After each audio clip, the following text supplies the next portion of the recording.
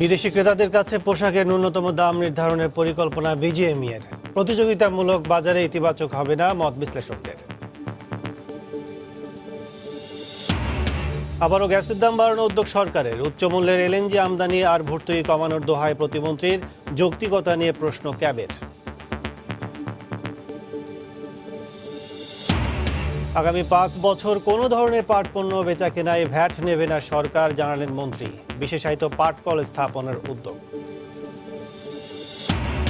রাজশাহীর বারনই নদীতে rubber dam বদলে দিয়েছে 3 উপজেলার কৃষি উৎপাদন, কমেছে খরচ। বরেন্দ্র অঞ্চলের অন্যান্য নদী ঘিরেও পরিকল্পনা। এবং চিনি ছাড়া নিয়ন্ত্রণে আসতে শুরু করেছে সব ভোগ্যপণ্যের দাম। ভোজ্য তেল, ডাল, আদা, পেঁয়াজের দর কেজিতে কমেছে 1 থেকে 3 টাকা।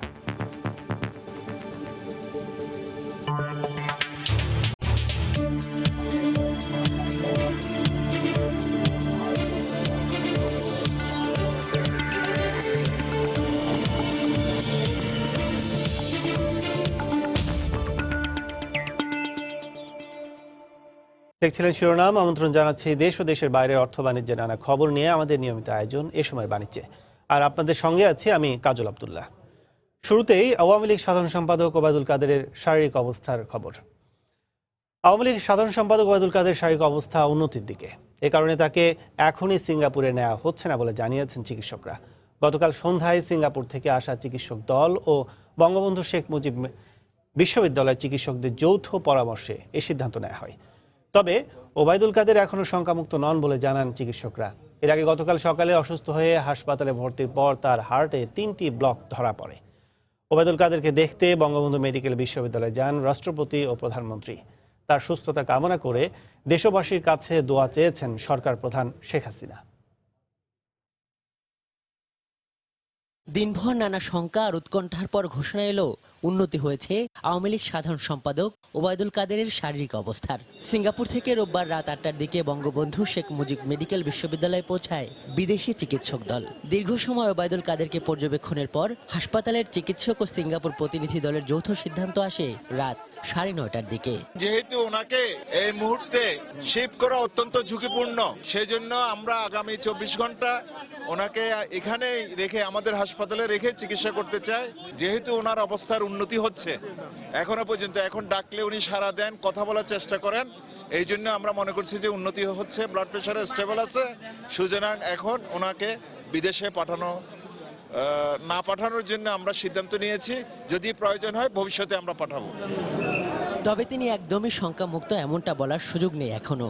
যদিও বিকেলে তিনি চোখ খুলে সাড়া দিয়েছেন রাষ্ট্রপতি ও প্রধানমন্ত্রীর ডাকে। তাকে দেখতে রাজশাহী থেকে সরাসরি 3:30টায় হাসপাতালে আসেন প্রধানমন্ত্রী। এরপরই আসেন রাষ্ট্রপতি। দীর্ঘ সময় অবস্থানের পর চলে যান তারা। সন্ধ্যা 6টায় ওবায়দুল কাদেরের সবশেষ অবস্থা জানানো হয় হাসপাতালের পক্ষ থেকে। উনি পা নাড়াচ্ছেন, নাড়ায় বলতেছেন কথাবার্তা, চেষ্টা করতেছেন কথাবার্তা। এখন এই অবস্থায় উনি আছেন, তা আমরা আরো কিছুক্ষণ দেখব। এই হেমোডাইনামিক স্টেবিলিটি যদি আইবিপি মেশিন দেয় কিছুক্ষণ স্টেবল থাকে, তাহলে আমাদের সিদ্ধান্ত দুইটা হবে, যে আমরা হয়তো মেডিকেলও থেরাপি দিয়ে যেতে পারি অথবা বাইপাস। নেক্সট হয়তো অন্যান্য যে নালীগুলা ব্লক আছে সেইগুলা খুলে দেওয়ার জন্য হয়তো বা বাইপাস করতে পারি। রাত 10টার কিছু পরে আওয়ামী লীগ সাধারণ সম্পাদককে দেখতে হাসপাতালে আসেন বিএনপির মহাসচিব মির্জা ফখরুল ইসলাম আলমগীর, স্থায়ী কমিটির সদস্য ব্যারিস্টার মওদুদ আহমেদ সহ দলটির কয়েকজন নেতা। এ সময় তারা আওয়ামী লীগ নেতাদের কাছ থেকে ওবায়দুল কাদেরের শারীরিক অবস্থা সম্পর্কে বিস্তারিত জানেন। প্রায় আধা ঘন্টা হাসপাতালে অবস্থান করেন তারা। রোববার ভোরে হঠাৎই শ্বাসকষ্ট দেখা দেয় আওয়ামী লীগের সাধারণ সম্পাদক ওবায়দুল কাদেরের। সে সময় বাসা থেকে তাকে নিয়ে যাওয়া হয় বঙ্গবন্ধু শেখ মুজিব মেডিকেল বিশ্ববিদ্যালয় হাসপাতালে। সেখানে ভর্তির পর অবস্থার অবনতি হলে নেওয়া হয় আইসিইউতে। পরীক্ষা নিরীক্ষার পর হার্টে 3টি ব্লক ধরা পড়লে নেওয়া হয় সিসিইউতে। দলের শীর্ষ নেতার এমন খবরে হাসপাতালে ছুটে আসেন দলীয় নেতাকর্মীরা। অন্য কোথাও মুভ হইতে পারে যদি ডাক্তার সেটা নির্দেশনা দেন অথবা পরামর্শ দেন। এইভাবে ওরা এখন কাজ করছে। এখন সমস্যা নেই, এখন কমফর্ট। আমাদের মাননীয় সাধারণ সম্পাদক জনাব ওবায়দুল কাদেরের জন্য আপনারা সবাই দোয়া করবেন। 2016 সালে আওয়ামী লীগের 20তম জাতীয় সম্মেলনে দলের সাধারণ সম্পাদক হিসেবে নির্বাচিত হন ওবায়দুল কাদের। এছাড়া পরপর 2 মেয়াদে সড়ক পরিবহন ও সেতু মন্ত্রী হিসেবে দায়িত্ব পালন করছেন তিনি। আজহার লিমন, সময় সংবাদ, ঢাকা। বিদেশি ক্রেতাদের জন্য পোশাকের ন্যূনতম দাম নির্ধারণ করে দেয় পরিকল্পনা করেছে পোশাক রপ্তানিকারকদের সংগঠন বিজিএমইএ। পোশাকের উৎপাদন ব্যয় বাড়ার সাথে সাথে দীর্ঘদিন ধরে বিদেশি ক্রেতাদের কাছে দাম বাড়ানোর দাবি করে আসছেন পোশাক ব্যবসায়ীরা। তবে প্রতিযোগিতামূলক বাজারে এমন পরিকল্পনা বাস্তবায়ন খুব একটা ইতিবাচক ফল আনবে না বলে মনে করেন বিশ্লেষকরা। সানবির উপলের রিপোর্ট। রানা প্লাজা দুর্ঘটনার পর থেকে বাংলাদেশের তৈরি পোশাক যেন এক বন্ধুর পথ পার করছে। উদ্যোক্তাদের কারখানার পরিবেশ উন্নয়ন করতে অ্যাকর্ড অ্যালায়েন্সের প্রেসক্রিপশন বাস্তবায়নে ব্যয় হয়েছে বেশ। জিএসপি বাতিল করেছে যুক্তরাষ্ট্র, কয়েকবার আলোচনায় এসেছে ইউরোপীয় জিএসপি সুবিধা নিয়েও। 2012 সালের পর থেকে দুবার বাড়ানো হয়েছে শ্রমিক মজুরি। বিজিএমইএ বলছে এই সময়ের মধ্যে পোশাক শিল্পে উৎপাদন ব্যয় বেড়েছে 20% বেশি। 2014 থেকে 18 পর্যন্ত যুক্তরাষ্ট্রের বাজারে পোশাকের দাম কমেছে 11.72%, আর ইইউ বাজারে 0.22%। অন্যদিকে নানা কারণে অন্তত 1200 কারখানা বন্ধ হয়ে গেছে। যদি আমাদের টিকে থাকতে হয়, তিনটা বিষয়কে আমাদের অ্যাড্রেস করতে হবে।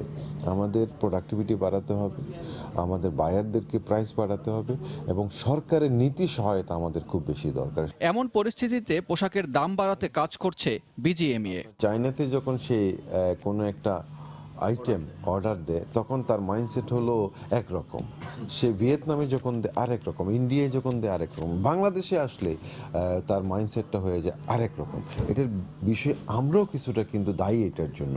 বেঞ্চমার্ক করার জন্য অতীতে চেষ্টা করেছি, কিন্তু আমরা সাকসেসফুল হই নাই। এখন আমি মনে করি সময় আসছে আমাদের প্রতিটা আইটেমের এর নিচে যেতে পারবে না, একটা বেঞ্চমার্ক প্রাইস, ফ্লোর প্রাইস করে দেওয়ার সময় আসছে। তবে বিশ্লেষকরা বলছেন বিভিন্ন ক্যাটাগরিতে পোশাকের ন্যূনতম দাম বেঁধে দেওয়ার চেয়ে কারখানার ডাটাবেস করে সংগঠনগুলো দাম বাড়ানোর দাবি জোরালো করতে পারলে ভালো ফল হবে। এক্সেস ক্যাপাসিটি যতক্ষণ থাকবে ততক্ষণ আসলে সিলিং করেও হোক বা না করেও হোক আসলে প্রাইস নেগোসিয়েশন করা ডিফিকাল্ট। এদিক থেকে আমার মনে হয় যে এক্সেস ক্যাপাসিটি থেকে ধীরে ধীরে বেরিয়ে আসা দরকার, যাতে একটা নির্দিষ্ট মাত্রায় একটা এক্সেস ক্যাপাসিটি থাকে, বাড়তি যেন না হয়। অতিরিক্ত এক্সেস ক্যাপাসিটির কারণেই আসলে আমরা প্রাইস নেগোসিয়েশনে হেরে যাচ্ছি। বিশ্ববাজারে পোশাক রপ্তানিতে চীনের পরেই বাংলাদেশের অবস্থান। এরই মধ্যে চীন উচ্চ দরের পোশাক রপ্তানির দিকে ঝুঁকছে, আর তুলনামূলক কম দামের পোশাক রপ্তানিতে বাংলাদেশের প্রতিদ্বন্দ্বী হয়ে উঠছে ভিয়েতনাম, কম্বোডিয়ার মতো দেশ। সানবির রূপল, সময় সংবাদ, ঢাকা। এদিকে তৈরি পোশাক শিল্প সহ যুক্তরাষ্ট্রের বাজারে পণ্যের শুল্কমুক্ত প্রবেশাধিকার জিএসপি সুবিধা ফিরে পাওয়ার দাবি জানিয়েছে বিজিএমইএ। রোববার দুপুরে তৈরি পোশাক রপ্তানিকারকদের সংগঠন বিজিএমইএর নেতাদের সঙ্গে মার্কিন রাষ্ট্রদূত আল রবার্ট মিলারের বৈঠক শেষে এই কথা জানান সংগঠনের সভাপতি সিদ্দিকুর রহমান। বৈঠকে জিএসপি সুবিধা, বাংলাদেশের পোশাক শিল্পের উন্নয়ন ও যুক্তরাষ্ট্রের সঙ্গে বাংলাদেশের বাণিজ্যিক সম্পর্ক নিয়ে আলোচনা হয়। বিজিএমইএ সভাপতি জানান, যুক্তরাষ্ট্রে বাংলাদেশের স্পিনিং মিল করার আগ্রহ জানিয়েছেন বাংলাদেশের ব্যবসায়ীরা। তবে সেক্ষেত্রে যুক্তরাষ্ট্রের বাজারে পোশাক রপ্তানিতে বাংলাদেশের সুবিধা পেতে হবে। বৈঠকে সাম্প্রতিক কারখানায় অসন্তোষ ও শ্রমিকদের চাকরিচ্যুতির বিষয়ে উদ্বেগ জানিয়েছেন মার্কিন রাষ্ট্রদূত। তবে নিয়ম ভেঙে কাউকে চাকরিচ্যুত করা হয়নি বলে দাবি করেছেন বিজিএমইএ সভাপতি।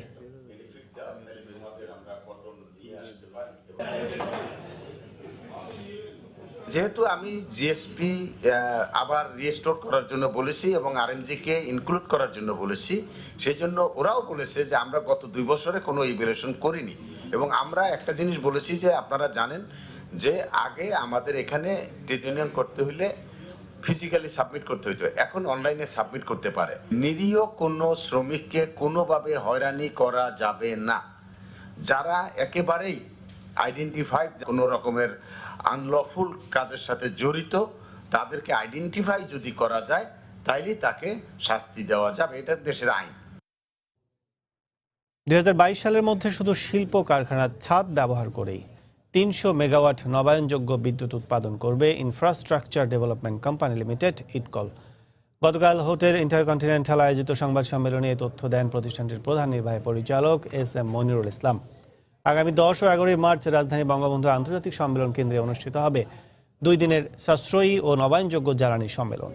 এতে দেশি বিদেশি আলোচকদের অংশগ্রহণে নির্ধারিত হবে আগামী 10 বছরে নবায়নযোগ্য জ্বালানি সম্প্রসারণে কী ধরনের কৌশল নেবে বাংলাদেশ।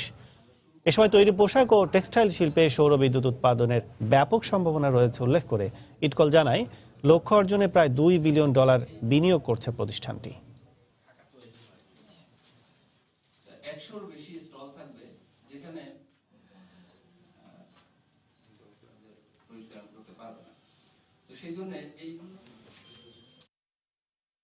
ইন্ডাস্ট্রিতে যদি কেউ এনার্জি এফিশিয়েন্ট ইকুইপমেন্ট আনতে চায় তাকে আমরা 4% ইন্টারেস্টে দীর্ঘমেয়াদী লোন দিতে পারছি। গার্মেন্টস এবং টেক্সটাইল এই দুইটা সেক্টর সবচাইতে রেডি এবং তাদের অনেক রুফটপ আছে যেটা ব্যবহার হয় না। 2022 সালের মধ্যে 300 মেগাওয়াট জেনারেশনের টার্গেট নিয়ে একটা প্রকল্প হাতে নিয়েছে। আমাদের পাইপলাইনে এখন অনেক প্রজেক্ট এই রুফটপ প্রজেক্টের জন্য, স্পেশালি এই যে নেট মিটারিং পলিসিটা ইন্ট্রোডিউস করার পরে যাদের রুফটপ আছে, ছাদ আছে, এরকমের যে ফ্যাক্টরি আছে তারা অনেক বেশি আগ্রহী হচ্ছেন। আবারও গ্যাসের দাম বাড়ানোর প্রক্রিয়া শুরু করেছে সরকার। এরই মধ্যে আবাসিক সহ সব ধরনের গ্রাহকের জন্য প্রায় 66% দাম বাড়ানোর প্রস্তাব এনার্জি রেগুলেটরি কমিশনে পাঠিয়েছে গ্যাস বিতরণ প্রতিষ্ঠানগুলো। আগামী সপ্তাহে হতে যাচ্ছে দাম বাড়ানোর আবেদনের উপর গণশুনানি। জ্বালানি প্রতিমন্ত্রী বলছেন, উচ্চ মূল্যের এলএনজি আমদানি আর ভর্তুকি কমাতেই নেওয়া হয়েছে গ্যাসের দাম বাড়ানোর উদ্যোগ। তবে এর যৌক্তিকতা নিয়ে প্রশ্ন তুলেছে ক্যাব। ফারুক ভূঁইয়া, রবিনের রিপোর্ট।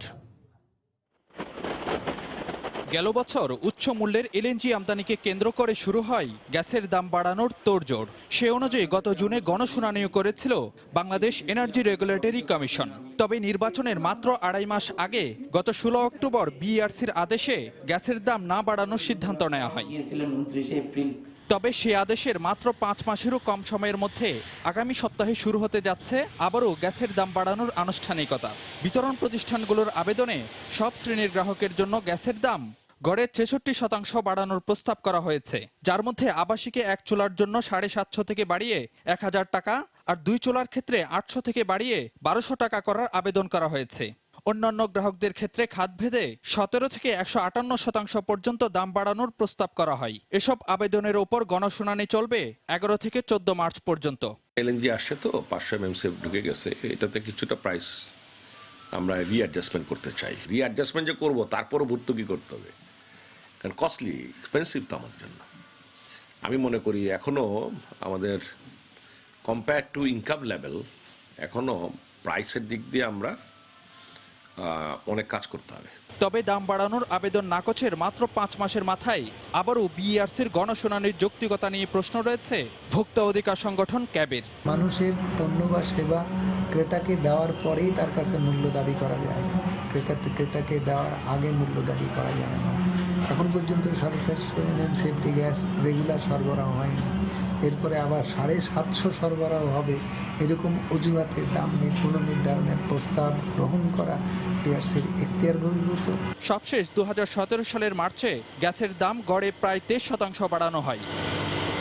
ফারুক ভূঁইয়া, রবি, সময় সংবাদ, ঢাকা। সময় সংবাদে খবর প্রচারের পর নদীর দখল হওয়া জমি উদ্ধারে খননের জন্য বিশেষ বরাদ্দ রেখে নদীর তীরভূমিতে অবকাঠামো নির্মাণ প্রকল্প সংশোধন করার সিদ্ধান্ত নিয়েছে নৌ মন্ত্রণালয়। আগামীকাল থেকে ফের শুরু হবে ঢাকা চারপাশের নদী উদ্ধার অভিযান। এই মুহূর্তে বসিলায় আছেন রিপোর্টার মাহমুদ রাকিব। সরাসরি চলে যাচ্ছে তার কাছে। রাকিব,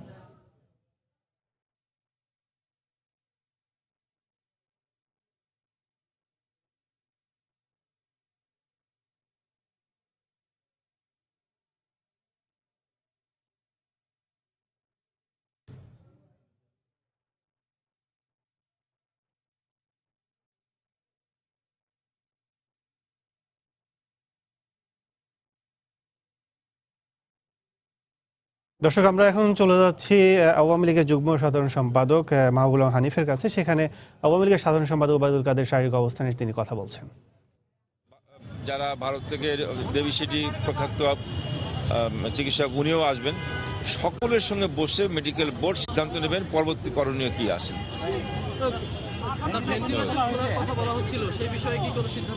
এটা সবকিছুই এখন সিদ্ধান্ত নেবেন, মেডিকেল বোর্ডটা বসার পরে সিদ্ধান্ত নেবেন। তবে আমরা এটুকু শুনেছি ডাক্তারের কাছ থেকে যে আমাদের রোগীর অবস্থা ক্রমান্বয়ে উন্নতির দিকে,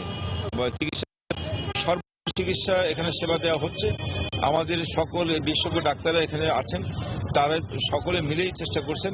আমরা আশা করি যে রোগীর যেভাবে দ্রুত উন্নতির দিকে এগিয়ে যাচ্ছেন, আমরা খুব দ্রুত উনি সুস্থ হবেন বলে আমাদের সকলের প্রত্যাশা। তারপরে মেডিকেল বোর্ড এটা সিদ্ধান্ত জানাবেন। সেটা মেডিকেল বোর্ড সিদ্ধান্ত নিয়ে জানাবেন আপনাদের দুপুর 1টার সময়।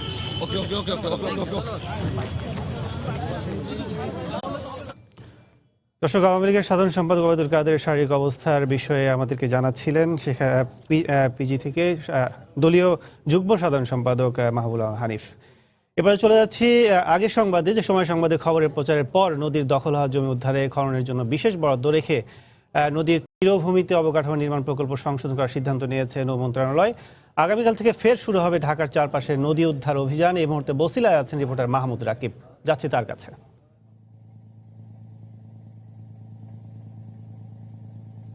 হ্যাঁ কাজল, আপনি জানেন যে গত প্রায় 1.5 মাস ধরে ঢাকার চারপাশের নদী দখল মুক্ত করবার যে উচ্ছেদ চলছিল, তো সে উচ্ছেদ পরবর্তী এই যে উচ্ছেদ করা হলো এই জমিগুলোতে কি করা হবে তার জন্য একটি প্রকল্প পাশ করা হয়েছিল 850 কোটি টাকার। তো সেই প্রকল্পে মূলত খনন করবার জন্য কিন্তু কোনো বরাদ্দ রাখা হয়নি।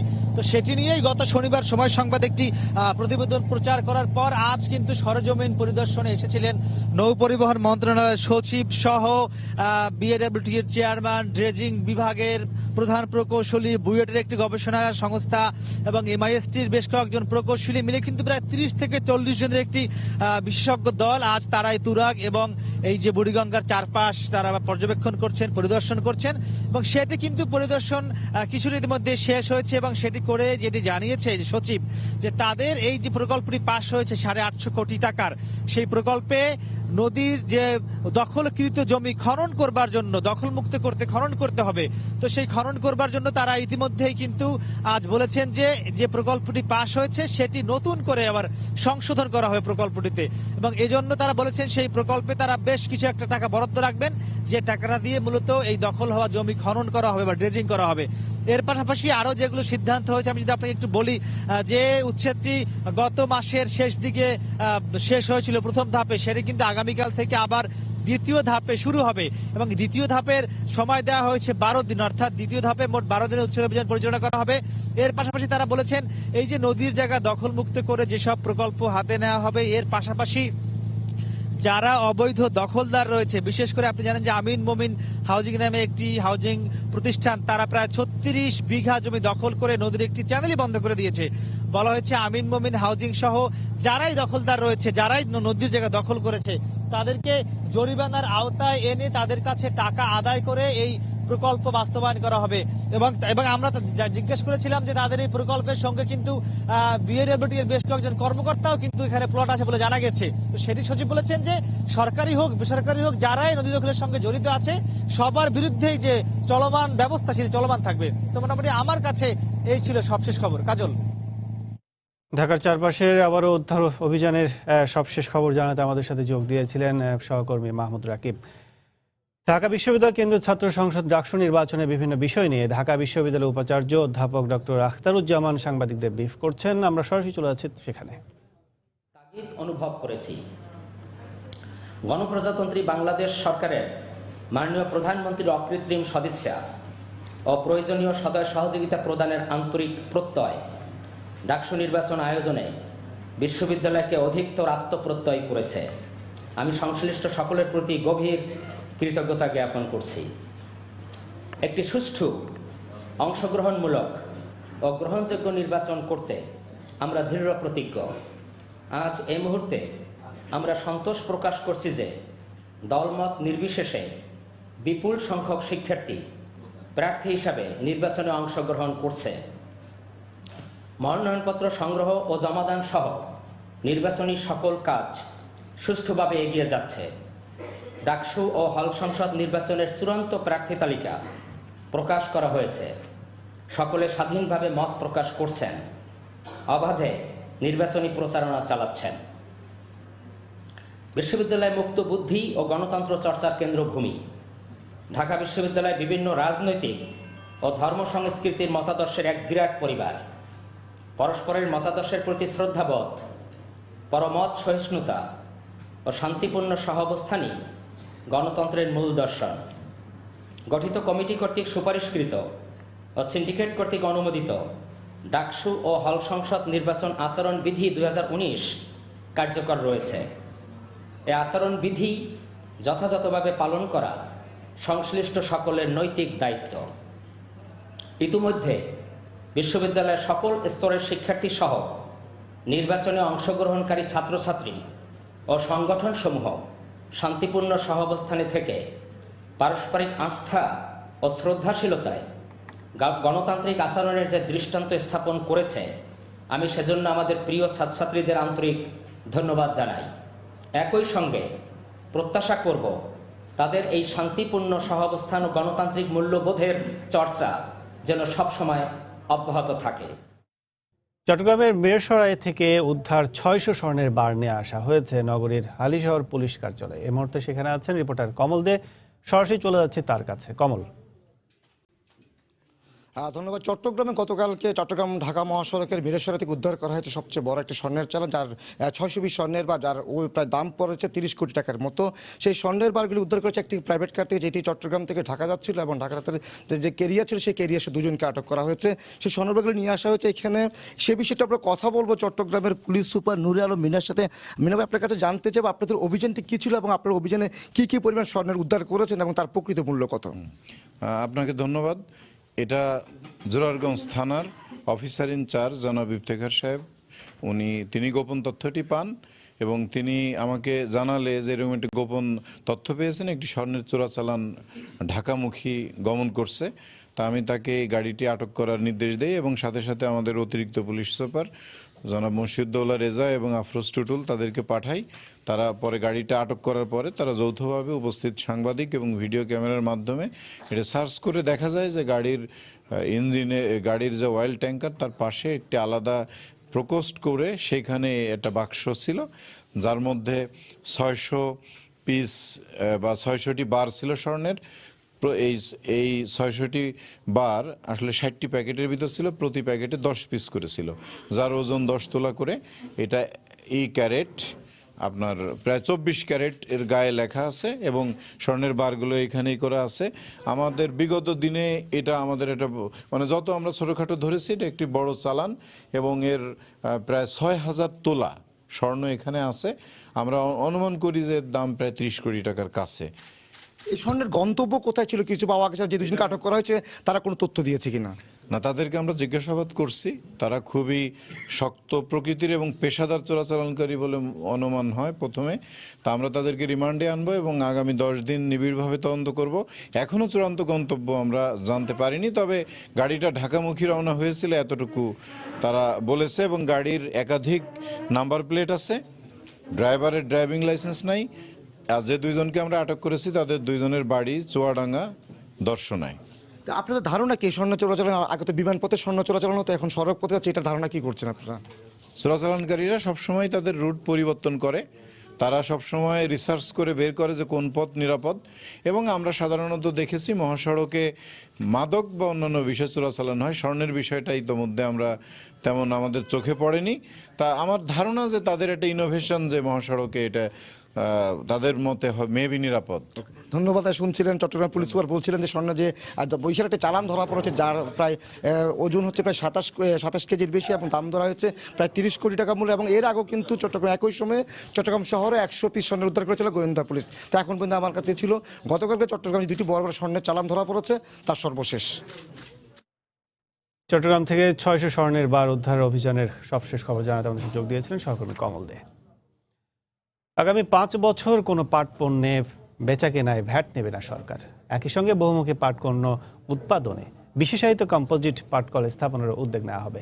রোববার রাজধানীর ফার্মগেটে জেডিপিসিতে এক সভায় একথা জানান বস্ত্র ও পাট মন্ত্রী গাজী গোলাম দস্তগীর। যদিও উদ্যোক্তারা মনে করেন বাড়তি উৎপাদন খরচের কারণে আন্তর্জাতিক বাজারে প্রতিযোগিতায় পিছিয়ে পড়ছেন তারা। স্বাধীনতার আগে ও পরবর্তী সময়ে বিশ্বে বাংলাদেশের পরিচিতি ছিল সোনালী আঁশের দেশ হিসেবে, কিন্তু পলিথিন ও প্লাস্টিক পণ্যের বিকাশে ধরে রাখা যায়নি সেই অবস্থান। বর্তমানে বিশ্ব বাস্তবতায় পরিবেশ বান্ধব হিসেবে আবারও পাটের ব্যাপক সম্ভাবনা দেখা দিয়েছে। এরই মধ্যে খাদ্যশস্য ও চিনি মোড়কজাত করার জন্য পাটের বস্তা ব্যবহারের সুপারিশ করেছে বিশ্ব স্বাস্থ্য সংস্থা।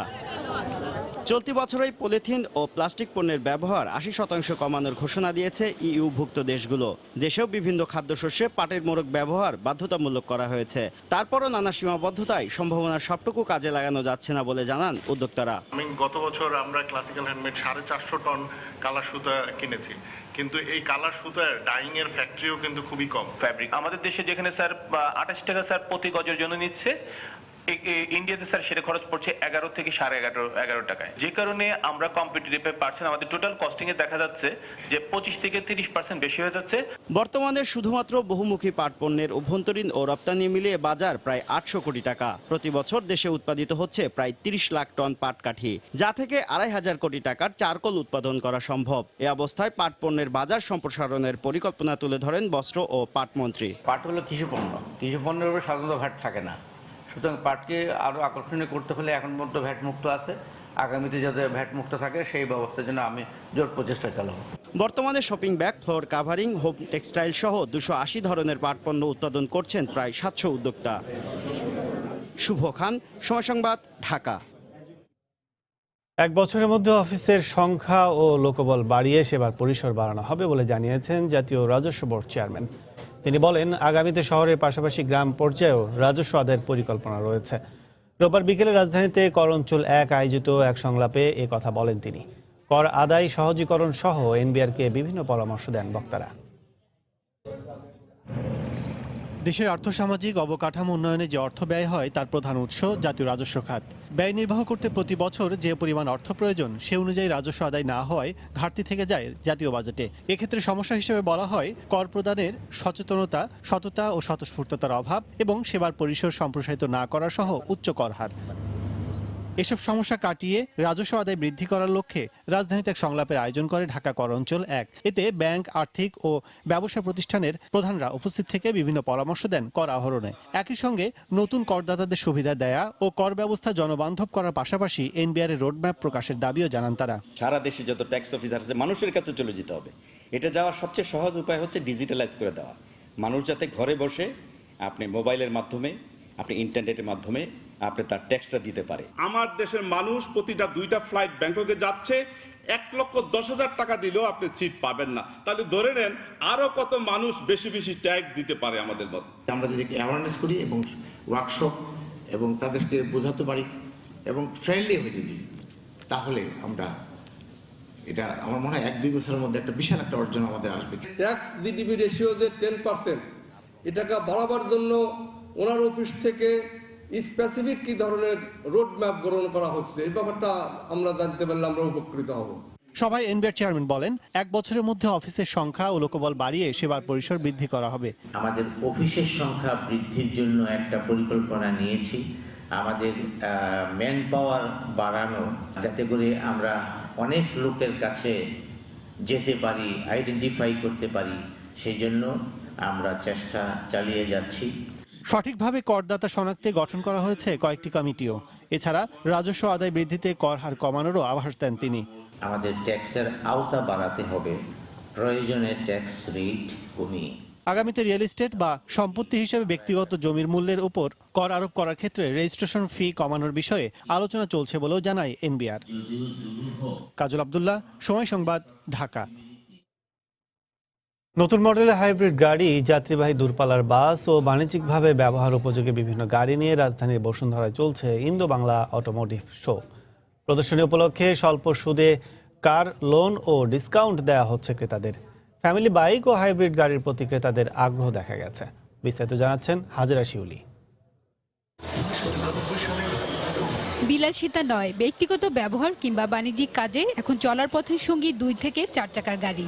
সময়ের সঙ্গে যাত্রীদের প্রয়োজন মেটাতে নিত্য নতুন মডেলের গাড়ি বাজারে আনছেন নির্মাতারা। এসব গাড়ির সঙ্গে ক্রেতাদের পরিচয় করিয়ে দিতে বসুন্ধরা কনভেনশন সিটিতে ভারত ও বাংলাদেশের অটোমোবাইল খাতের প্রতিষ্ঠানগুলোর এই যৌথ প্রদর্শনী। তরুণদের ক্রেজ পালসার, সুজুকি সহ সর্বাধুনিক প্রযুক্তির মোটর বাইক, ব্যক্তিগত ব্যবহারের নতুন মডেলের হাইব্রিড কার, সিয়াজ ও আর্টিকা, পণ্য পরিবহনের কভার্ড ভ্যান, পিকআপ, অ্যাম্বুলেন্স সবই মিলছে প্রদর্শনীতে। একই ছাদের নিচে বিভিন্ন মডেলের গাড়ি ও যন্ত্রাংশ পেয়ে খুশি দর্শনার্থীরাও। নতুন প্যাসেঞ্জার বাস নিয়ে এসেছি, এসি বাস, যেগুলো আমাদের মার্কেটে ব্যাপক সাড়া ফেলেছে, এয়ার সাসপেনশন বাস। সবসময় তো শোরুমে আসলে যাওয়া ওইভাবে করে হয় না, কিন্তু এইখানে সব কিছু নিয়ে যাতে এক ছাদের নিচে অনেক কিছু পেলাম, সো কম্পারিজন করতে সুবিধা হলো। একই প্ল্যাটফর্মে সবগুলো ইন্ডিয়ান ম্যানুফ্যাকচারারকে দেখতে পাচ্ছি এবং দেখতেছি সুইটেবল কিছু পাওয়া যায় কিনা। কোনো প্রতিষ্ঠান দিচ্ছে মূল্য ছাড় ও স্বল্প সুদে কিস্তিতে গাড়ি কেনার জন্য ঋণ সুবিধা। তাই প্রদর্শনীতে গাড়ি কেনার বুকিং দিচ্ছেন অনেকেই। তবে দাম নিয়ে রয়েছে ক্রেতাদের মিশ্র প্রতিক্রিয়া। মেলাতে যারা বুকিং দিবে তারা স্পেশাল কিছু ডিসকাউন্ট পাবে, কার লোনের ক্ষেত্রে ইন্টারেস্টের ক্ষেত্রে আমরা বিশেষ ছাড় দিচ্ছি। এখানে কমার্শিয়ালটা বেশি রেসপন্স পাচ্ছি। মাল্টি হাইব্রিডের মধ্যে এবং ভিতরে ইন্টেরিয়র সিট অ্যারেঞ্জমেন্ট আদার সব কিছু দেখলাম যে রোড ক্লিয়ারেন্স সব কিছুই ভালো, কাস্টমারের সাথে সামঞ্জস্যপূর্ণ। বাট প্রবলেম হলো প্রাইস, ট্যাক্সের জন্য যদি প্রাইসটা বেশি হয়ে যায় তাহলে নতুন গাড়ি আমাদের পক্ষে ইম্পোর্ট করা খুব কঠিন হবে। এমন আয়োজন গাড়ির বাজার সম্প্রসারণে ভূমিকা রাখবে বলে মনে করেন অংশগ্রহণকারীরা। তবে দর্শনার্থী সমাগম বাড়াতে প্রচারণা বাড়ানোর পরামর্শ তাদের। এই জাতীয় শো হলে মানুষের সাথে বিভিন্নভাবে ইন্টারাকশন হয়, অনেক প্রতিষ্ঠান আসে, সবাই চিনে জানে, এটার এক্সপোজার হয়। এটার জন্য হয়তো আরেকটু প্রচার করলে আরেকটু বেশি আসবে। অটোমোবাইল খাতের 50টি প্রতিষ্ঠান এই প্রদর্শনীতে অংশ নিয়েছে। 4 দিনের এই প্রদর্শনী শেষ হবে আজ। হাজিরা শিউলি, সময় সংবাদ, ঢাকা। আন্তর্জাতিক বাজারে বুকিং রেট কমতে থাকায় দেশের বাজারে শুধু চিনি ছাড়া বাকি সব ভোগ্যপণ্যের দাম নিয়ন্ত্রণে আসতে শুরু করেছে। বিশেষ করে ভোজ্য তেল, ডাল এবং আদা ও পেঁয়াজের মতো ভোগ্যপণ্যের দাম এক সপ্তাহের ব্যবধানে কেজিতে 1 থেকে 3 টাকা পর্যন্ত কমেছে। বিস্তারিত জানাচ্ছেন কমল দে।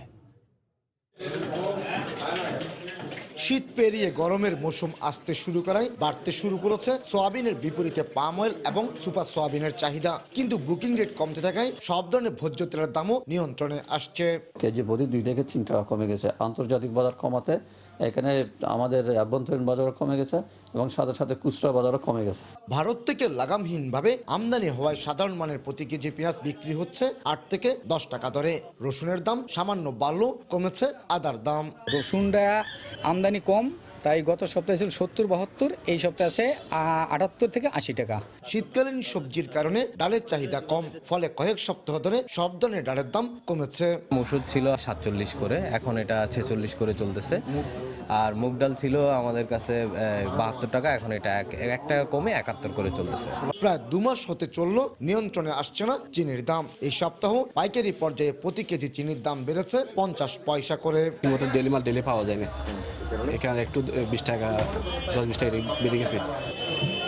প্রতিদিন 500 থেকে 700 কোটি টাকার লেনদেন হয় দেশের সবচেয়ে বড় ভোগ্য পণ্যের বাজার চট্টগ্রামের চাকতাই, আসাদগঞ্জ ও খাতুনগঞ্জে।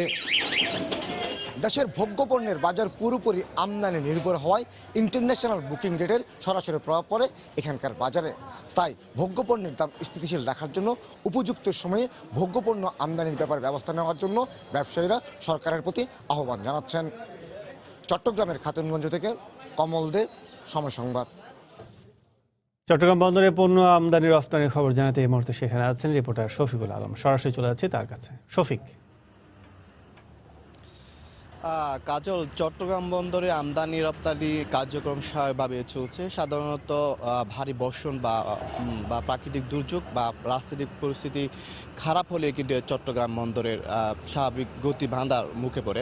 এখন স্বাভাবিকভাবে কিন্তু চট্টগ্রামে বন্দরের আমদানি রপ্তানি কার্যক্রম চলছে। আপনি হয়তো জানেন গত 1 সপ্তাহে আগেও কিন্তু কিছুটা বৃষ্টি ছিল, তখন সেই বৃষ্টির সময় কিছুটা বাঁধার মুখে পড়েছিল বা আমদানি রপ্তানি কার্যক্রম, কিন্তু এখন স্বাভাবিকভাবে চলছে।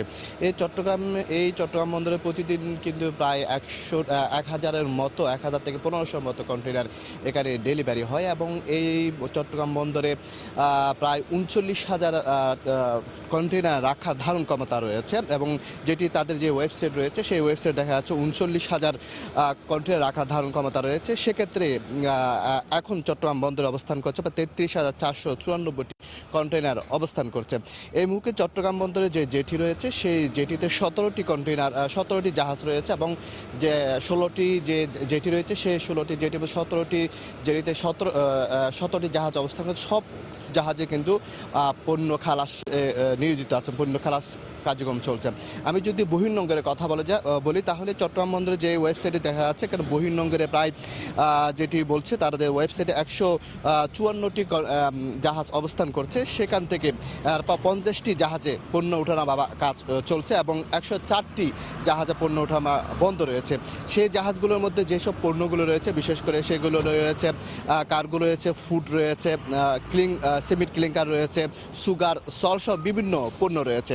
একটি কথা জানি, গত 24 ঘন্টা যদি কথা বলতে যাই সেক্ষেত্রে চট্টগ্রাম বন্দরে গত 24 ঘন্টায় প্রায় কন্টেনার ডেলিভারি হয়েছে 2370টি এবং আমি যদি গত 24 ঘন্টায় যদি চট্টগ্রাম বন্দরের হ্যান্ডেলিংয়ের কথা বলতে যাই তাহলে সেক্ষেত্রে কিন্তু 6961টি কন্টেনার হ্যান্ডেলিং হয়েছে। তার ক্ষেত্রে চট্টগ্রাম বন্দরে যে আমদানি কন্টেনার 2475টি এবং রপ্তানি 4468টি কন্টেনার। আপনাকে জানি রাখি চট্টগ্রাম বন্দরে কিন্তু যে হিসাবে এগিয়ে যাচ্ছে সেই হিসাবে কিন্তু চট্টগ্রাম বন্দরের যে ধারণ ক্ষমতা বা সক্ষমতা সেই হিসাবে বাড়ছে না, যদিও সরকারের পক্ষ থেকে বলা হচ্ছে যে 4টি কন্টেনার টার্মিনাল নির্মাণের কথা বলছে, বিশেষ করে Patenga container terminal, Laldia container terminal, বেড়া টার্মিনাল, সেই সব কটি কন্টেনারের কিন্তু কার্যক্রম চলছে, কিন্তু এখনো পর্যন্ত কোনো কন্টেনার টার্মিনালের কাজ এখনো পর্যন্ত শেষ হয়নি।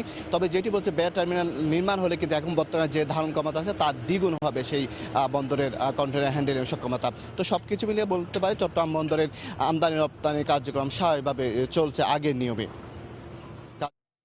চট্টগ্রাম থেকে আমদানি রপ্তানির খবর জানাচ্ছিলেন শফিকুল আলম। যাচ্ছে পরের সংবাদে।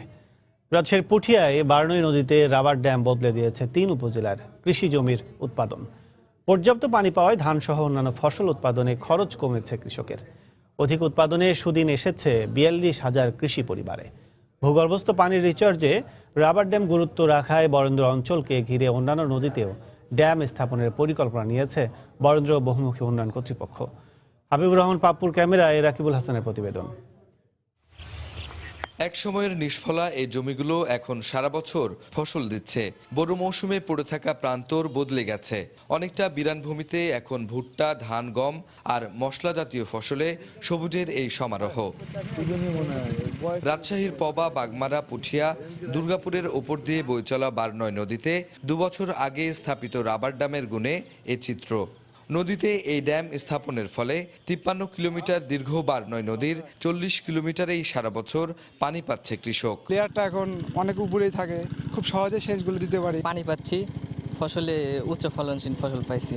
প্রতি বিঘাকে 1000 টাকা খরচ হচ্ছে আর পুরোটা আমাদের লাভ। শুষ্ক মৌসুমে নদীর আপস্ট্রিমে 120 ঘনমিটার পানি সংরক্ষিত থাকছে। 13,600 একর জমিতে এর ব্যবহার নিশ্চিত করার পাশাপাশি নতুন নতুন জমিতে ফিতা পাইপের মাধ্যমে স্বল্প মূল্যে পানি সরবরাহ করছে বরেন্দ্র বহুমুখী উন্নয়ন কর্তৃপক্ষ। পিএমডিএ থেকে যেসব এলএলপি রয়েছে সেগুলা থেকে যদি কৃষক সেচ নেয় সেখানে বিঘা প্রতি 700 থেকে 800 টাকা খরচ হচ্ছে। অতএব আমাদের এই এলএলপির মাধ্যমে যে পানিটা নিচ্ছে সেখানে কৃষক 2 থেকে 3,000 টাকা কম সেচে পানিটা পাচ্ছে। জেলার একটি মাত্র রাবার ড্যামে মাটির নিচে পানির চাপ হ্রাস ও সেচ এলাকা সম্প্রসারিত হয়েছে। এতে সাফল্য পাওয়ায় নতুন 5টি নদীতে ড্যাম স্থাপনের পরিকল্পনা নিয়েছে কর্তৃপক্ষ। খনন করে যদি আমরা রাবার ড্যাম নির্মাণ করতে পারি প্ল্যানিং ওয়াইজ, তাহলে এখানে সারা বছর পানি থাকবে। এই পানি দ্বারা কৃষকরা কম খরচে সেচ নিতে পারবে, এর ফলে কৃষকদের ভাগ্য উন্নয়ন ঘটবে।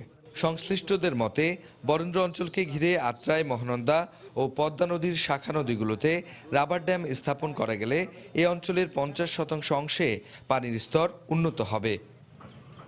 রাকিবুল হাসান, সময় সংবাদ, রাজশাহী। অনুন্নত যোগাযোগ ব্যবস্থার কারণে কৃষি পণ্যের ন্যায্য দাম থেকে বঞ্চিত চরের কৃষকরা।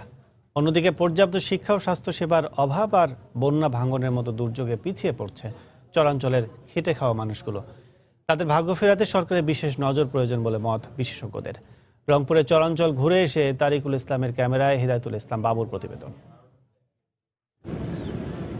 ছবির মতো সুন্দর মায়াবী গ্রাম, সমতল ভূমি নয়, এভাবেই বালুচরে সংসার পেতে এখানে চলে বেঁচে থাকার লড়াই। ভাঙ্গা গড়ার নিত্য সংগ্রামে অপরাজিত চরবাসীর কঠোর পরিশ্রমে ফসল ফলে ঠিকই, কিন্তু নানা অব্যবস্থাপনার কারণে দাম পান না তারা। ধান, ভুট্টা, তামাক, পাট, এগুলো যে বাদাম, আলু, এগুলো যে আবাদ করতেছি, কিন্তু ন্যায্য মূল্য বাজার পাইতেছি না। পেটের দায়ে এখন মনে কর কি করি, বসে থেকে তো লাভ নাই। ধানে 500 টাকা মন, 600 টাকা মন, 2টা মানুষ নিবার গেলে 600 টাকা আঠে না, আবার খোয়া লাগে। চরাঞ্চলের সহজ সরল মানুষগুলো গায়ে গতরে খাটলেও বন্যা, খরা, নদী ভাঙ্গনের মতো প্রাকৃতিক দুর্যোগ ধুয়ে মুছে নিয়ে যায় সারা বছরের সঞ্চয়। ফলে দরিদ্রতা থেকে মুক্তি মেলে না তাদের। এই নদীর কারণে এই কারণে হয়েছে, তো নাতেন আমার বাপ দাদুর ভূমি সম্পত্তি আছে বাবা, বাচ্চা কাচ্চা নিয়ে গরু ছাগল এগুলো নিয়ে কি খুব কষ্ট হয়। নদীগুলো আছে দুই পাশে যদি সরকার বাঁধ দেয়, বন্যাও হবে না, নদী ভাঙনও থাকবে না।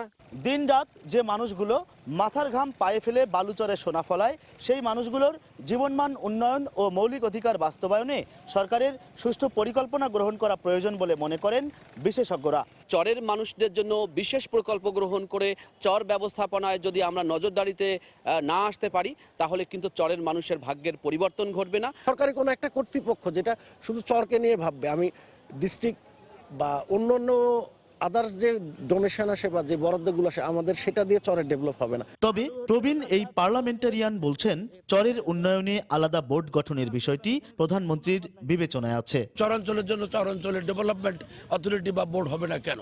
আমি যতটুকু জানি বিষয়টি মাননীয় প্রধানমন্ত্রীর সক্রিয় বিবেচনাধীন আছে। ন্যাশনাল চর অ্যালায়েন্সের তথ্য মতে রংপুর বিভাগের 5 জেলা সহ দেশের 41টি জেলায় সহস্রাধিক চর ও দ্বীপচর রয়েছে। এসব চরে প্রায় কোটি মানুষের বসবাস। হেদায়েতুল ইসলাম বাবু, সময় সংবাদ, রংপুর। টেলিভিশনের প্যানেলে 4 বছরের রিপ্লেসমেন্ট গ্যারান্টির ঘোষণা দিয়েছে ওয়ালটন। রোববার রাজধানীর ওয়ালটন কর্পোরেট অফিসের সম্মেলন কক্ষে আয়োজিত ডিক্লারেশন প্রোগ্রামে এ বিষয়ে আনুষ্ঠানিক ঘোষণা দেন ওয়ালটন গ্রুপের নির্বাহী পরিচালক ইভা রিজওয়ান। এ সময় জানানো হয়, ওয়ালটনের যে কোনো মডেলের এলইডি টিভিতে রয়েছে 6 মাসের রিপ্লেসমেন্ট গ্যারান্টি, এছাড়া 5 বছরের ফ্রি বিক্রয়োত্তর সেবা। অনুষ্ঠানে গ্রুপটির ঊর্ধ্বতন কর্মকর্তারা উপস্থিত ছিলেন।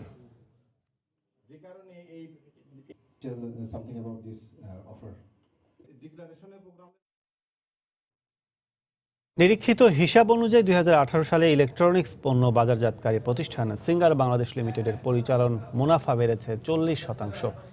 নিরীক্ষা প্রতিবেদন অনুসারে 1 বছরের ব্যবধানে প্রতিষ্ঠানটির বিক্রি 24% বেড়ে দাঁড়িয়েছে 1370 কোটি টাকায়।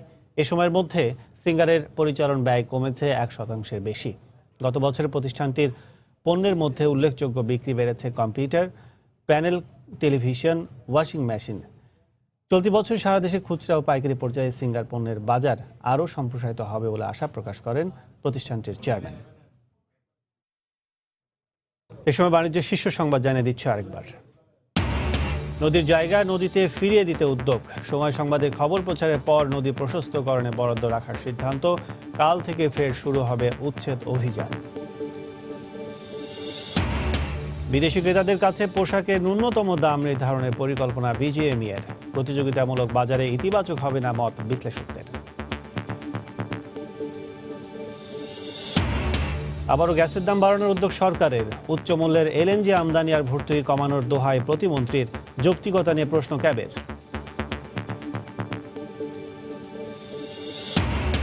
রাজশাহীর বারণী নদীতে রাবার ড্যাম বদলে দিয়েছে 3 উপজেলার কৃষি উৎপাদন, কমেছে খরচ। বরেন্দ্র অঞ্চলের অন্যান্য নদী ঘিরেও পরিকল্পনা। এবং চিনি ছাড়া নিয়ন্ত্রণে আসতে শুরু করেছে সব ভোগ্যপণ্যের দাম। ভোজ্য তেল, ডাল, আদা, পেঁয়াজের দর কেজিতে কমেছে 1 থেকে 3 টাকা।